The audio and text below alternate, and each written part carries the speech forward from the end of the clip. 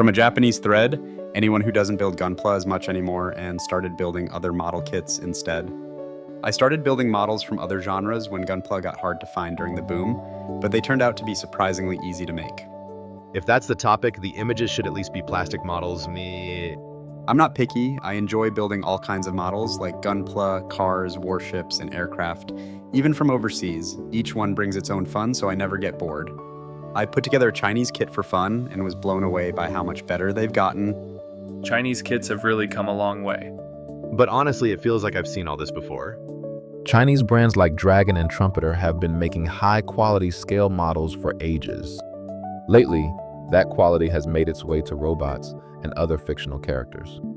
It's not just the tech, the speed of development is on another level. I get why people say this is unmatched now, since they're copying, but their technical skills have definitely improved. I built Kotobukiya's ZX series, and while some parts were a bit loose or tight since they were older, the sculpt and color separation were really nice. If you skip the camouflage, painting tanks is pretty straightforward. Isn't Mr. Color's German Gray just too dark? When I built a tank model, I nearly gave up on the tracks. With warships, the sheer number of machine guns almost drove me crazy. Tanks used to have one-piece rubber tracks that you baked on with a flathead screwdriver, but now they just glue plastic parts together.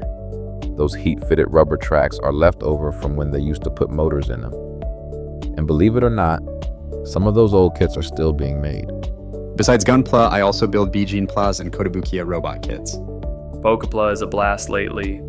It's quick to put together, but can take a lot of time if you want to do it right. I tried 30ms last year since Gunpla was hard to find, and it's a blast. If you stay with Bandai, things are pretty much the same, right?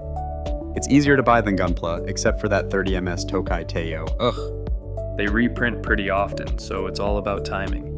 You might get lucky with cancellations on DMM too.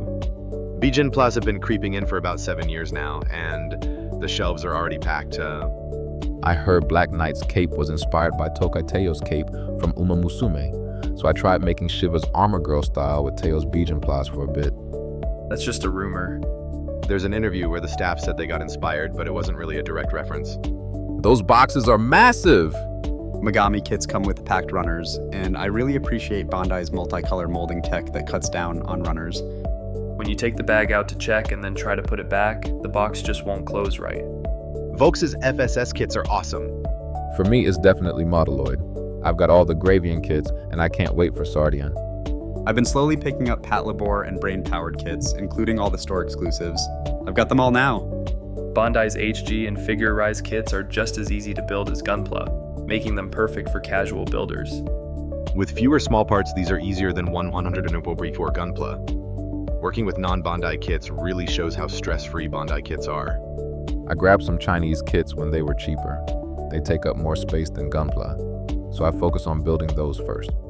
I mold putty to create 1:144 scale models that haven't been released yet, but they definitely don't look like plastic models. You can totally grab Kyoukai Senki kits, I just don't buy them myself. No matter what the series is about, these kits are just as good as Gunpla. Everyone should give them a try. Tears of Blood. I built the hand-scale Gorai with Jinrai armor and mixed it with Kyoukai Senki's weapons to create melee-style kits. I had no idea you could use them like that. I was really curious about those arms and legs from Kyoukai Senki. Isn't Byakuchi the only good one? They're all pretty much the same, it just depends on your design preference.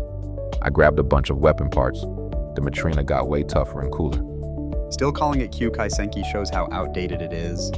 My local Don Quixote had a crazy stack of them. They probably ignore typos because they just don't care. The armored car kits from seasons 1 and 2 are really solid, so check them out. That probably made it even more disliked since it was heavily promoted when Gunpla was hard to find. I love Gundam, but since the finished models are pricey and there's not much variety, I end up making Gunpla instead. I love mecha kits, so I recently tried out a Chinese one called Code Beast. Building tanks, planes, and cars along with Gunpla will really boost your skills. And also bikes, warships, and castles. Maybe they just don't want to level up. They could paint or customize their Gunpla, but they don't. There's just no point. Building non-robot kits really makes you see how tricky making joints can be. I've been into plastic models for nearly 20 years, starting with scale models and building them alongside Gunpla. Nice choice. I also built Fujimi's 54 caliber 127mm rapid fire gun. I kicked things off with Digimon and Ryujin Maru kits. Lately, Nu Wataru and Zowort kits have been dropping one after another, and it's super exciting. I got into Bijin Plus, it's like a deep swamp. I see. 30ms is just as easy to get and as convenient as Gunpla. I started with Bijin Plus using PSO2's Gene. I ended up with Kaneshiya Shitara Tenki Ganesha. Gunpla is hard to find and everything else seems aimed at kids. Nothing really resonates with me. I think there are more kits now that really appeal to people in their 40s and 50s than ever before. I just want the machines I saw on TV.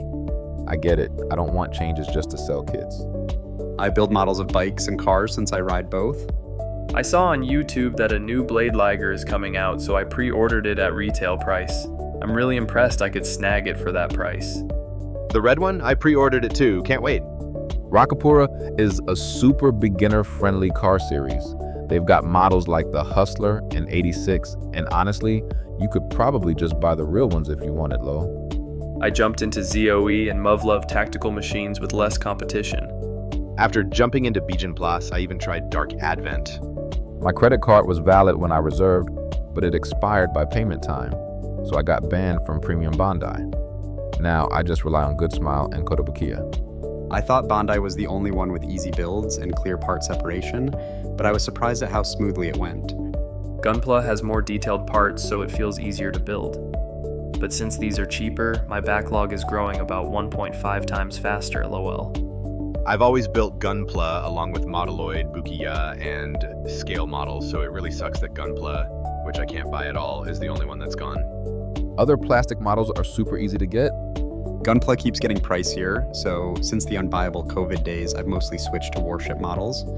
I found out I actually enjoy quietly building models more than Gunpla itself. With HG kits at 3,000 yen, Gunpla just isn't as easy anymore. Yeah, other brands' pricey kits are getting more expensive too, like AC reprints with extra options hitting over 10,000 yen. I just focus on Megami and FAG because it's all about space, energy, and stamina. Right now it's probably 30ms, Megami Mini Play, and SMP. There are so many Gunpla I want, but they're all out of stock waiting for reprints, so I can't buy anything right now. Max's Dugram is awesome. You can really see how other companies struggle with their HG kits. After building Modeloid Patlabur, I checked out Bandai's old Patlabur kits and was blown away by how much progress has been made over the decades. Bukiya's Super Robot Wars mecha kits are a bit pricey, but the color-separated parts make them look really good. I can't wait for the Zoids models coming out next year. They keep the size and price lower than Bukiya, but they totally outdo them in articulation and anime design accuracy, which is awesome. I'm excited, but I hope it doesn't end abruptly like MSS Zoids did. Thanks for watching. If you enjoyed the video, please like and subscribe for more. See you in the next one.